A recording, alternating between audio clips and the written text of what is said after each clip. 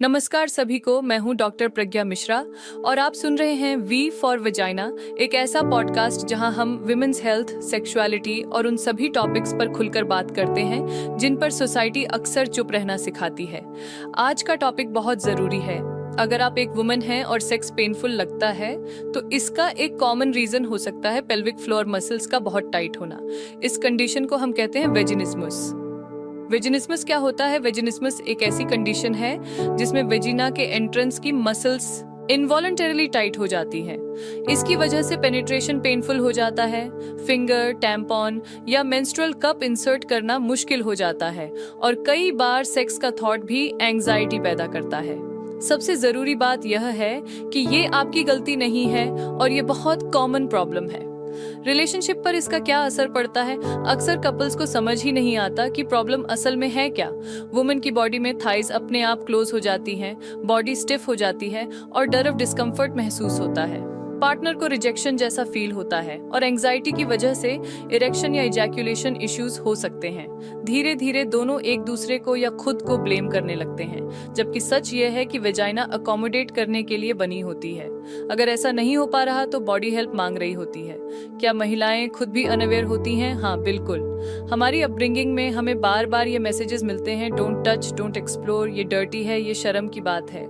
इसका नतीजा ये होता है कि बहुत सी विमेन अपनी बॉडी को समझ ही नहीं पाती, वल्वा और वेजाइना का डिफरेंस तक क्लियर नहीं होता और जब बॉडी अनफेमिलियर लगती है तो फियर अपने आप डेवलप हो जाता है। फियर पहले आता है या वेजिनिज्मस ये पूरी तरह चिकन एंड एग सिचुएशन है।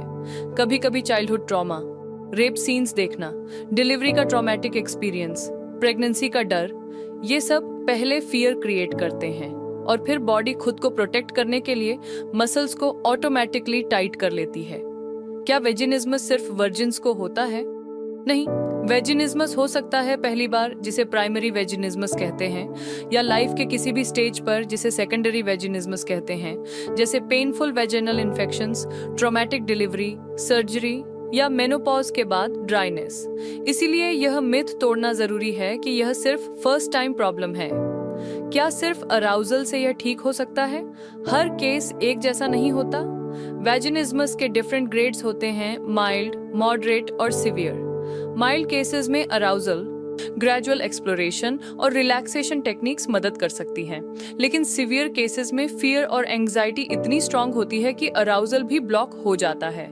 इसलिए ट्रीटमेंट का फोकस होता है फियर को अनलर्न करना, बॉडी को सेफ फील कराना और फिर धीरे धीरे प्लेजर को वापस लाना। पार्टनर का रोल कितना इंपॉर्टेंट है? बहुत ज्यादा।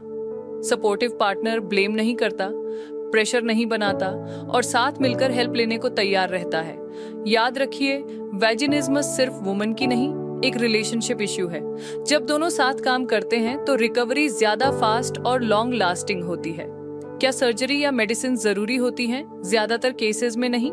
ट्रीटमेंट आमतौर पर स्टेप बाय स्टेप होता है, काउंसलिंग, सेक्स थेरेपी और pelvic floor work. Rare cases में जब कोई एनाटॉमिकल इश्यू हो तभी बोटॉक्स या सर्जरी की जरूरत पड़ती है, लेकिन हमेशा लीस्ट इन्वेसिव अप्रोच से ही शुरुआत की जाती है।